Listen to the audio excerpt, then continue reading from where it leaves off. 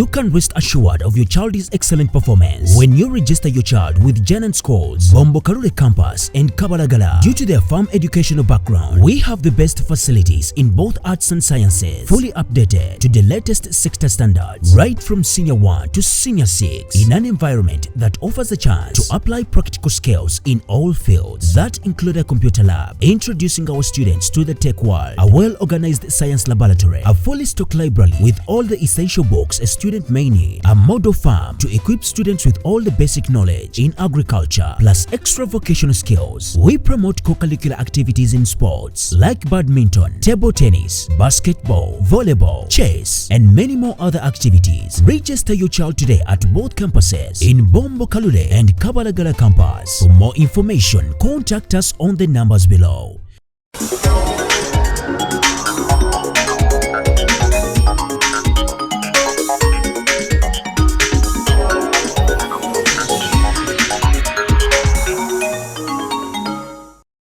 The challenges, the biggest challenges that we are facing as environmentalists, for example, water pollution. We have even poverty. Actually, it is the leading factor of people encroaching on what? On forestation. We have land degradation. How is NEPA tackling? The public needs to know, how is NEPA coming in to tackle all these problems facing the environment? NEPA is playing its role. The water pollution, of course, you can imagine. I don't know whether you have recently visited some of these sites. If you went to Lake Victoria, there is fish caging. I don't know whether you have seen that. People have plots on the lake. It's fish caging. It means the poverty they were talking about, the government promotes it and escalates it. Government promotes poverty. Because if you give the only rich people to go and get and be able to get fish cages on the lake, a poor person cannot have a cage on the lake. Exactly. A person who used to have this other boat of row, where this one, the wood boat, cannot have that cage. Cage is built of very strong metals. You have your own plot, your fish grow in that particular area, you harvest within that particular area, and you're the owner of a certain plot of water. I don't know whether plot of land. I don't know how to define it, whether they are plots on water, whether they are water on whatever it is. But if you allow those people to have cages on the water, it means the local person who used to go fishing, free range fishing, local person will not, certainly not. And in the process, you realize that the catchments, the fishing, the breeding grounds of those water bodies are destroyed, because those are the entry points of those cages. So I think for me, it is a whole big problem that we are seeing. Because like fish caging, if the government says we are giving fish caging for reasons of increasing income and probably getting better breed, then it becomes a little bit tricky. Now, because when as NAPE we talk about those cages not being good for communities, but also for the industry, for the fishing industry. You're seen as a saboteur, you're seen as an development, you're seen as someone who doesn't know exactly how development takes root. So we are doing everything possible, but communal land association is one of them, but also people, the tenure system, the people need to own some of these. Either if they're communal land, they need to be owned by some of these people so that they own it. You know, this business of saying this is ancestral land, this land is owned ancestrally, it is some bit of challenge, because if a person comes and cuts off, for example, a tree that was a point of reference and it is taken away, you will not say, I was stopping here. If you're not, maybe if your boundary is not maybe a valley, a water body, it becomes very tricky. So for me, I think as NAPE, what we are doing in as far as ensuring that pollution is controlled, one, for those that do dumping in the water bodies, that one is strongly discouraged. And we have had cleanup exercises of the people that live near the water body. We encourage people not to go with some of those bottles to go to when they are visiting some of those areas, because garbage in, garbage out. Don't put in those wastes. we very much encourage people to clean up and have some of those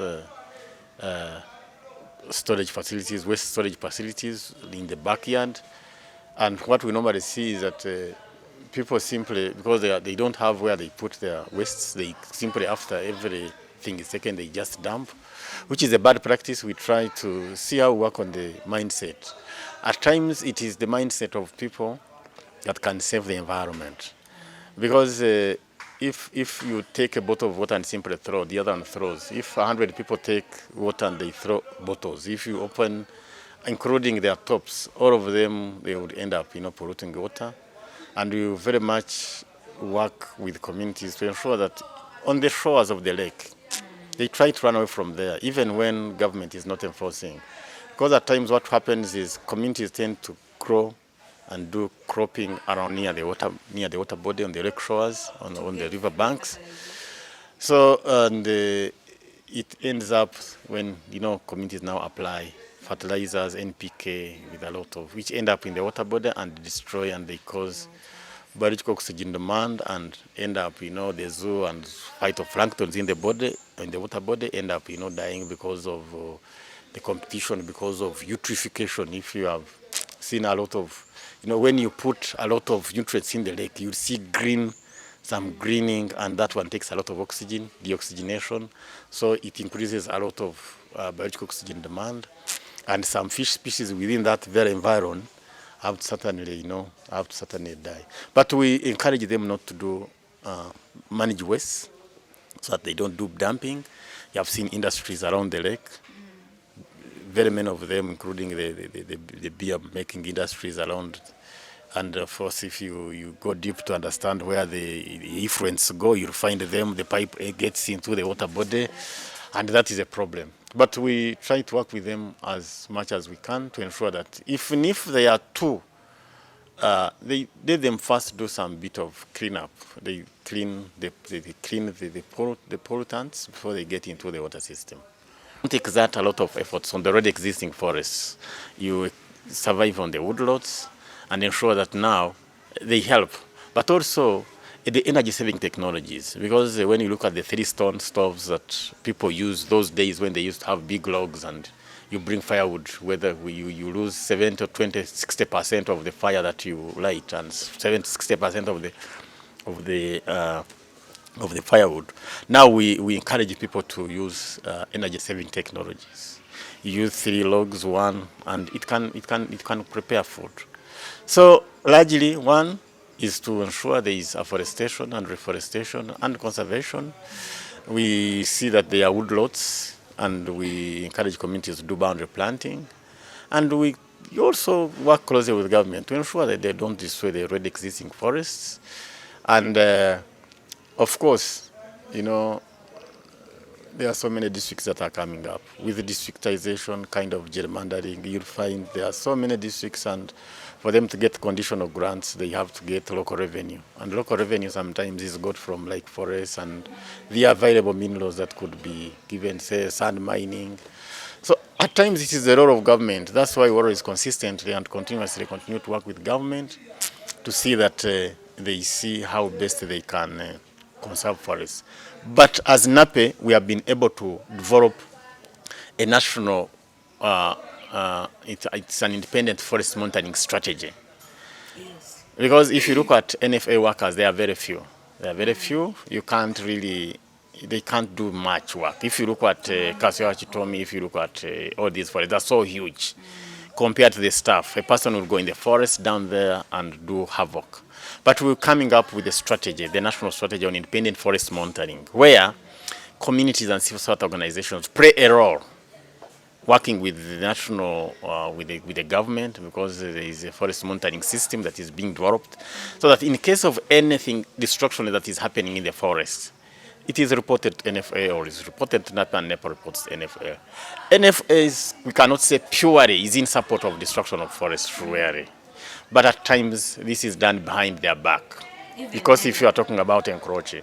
But with NEPA has always given permission to do destruction. If you look at Ugoma, you will say it is it is legally authorized. If you look at like a forest like Bugoma, there is no way Bugoma should have been allowed for sugarcane growing for sure. If you're talking about 21 miles of a forest, and you're putting in different developments within a natural forest, you have oil and gas mining in the same area, you have refineries, you have an airport. You'd expect to have an area that would be sequestering carbon dioxide that is emitted by the automobiles, by all the infrastructure that is happening in the graben. But if NFA if NEMA can allow the destruction of 21 miles of a forest, well knowing that that could be one of the offsets, I think that was a miscalculation to some extent. It wasn't rightly calculated. I don't know under what influence these people give permits, but I think it is not something that was done, and it could have been some forces pushing them to do that, especially because I believe NFA is very professional in that. They couldn't have allowed. But with these African countries, he who may determine the tune.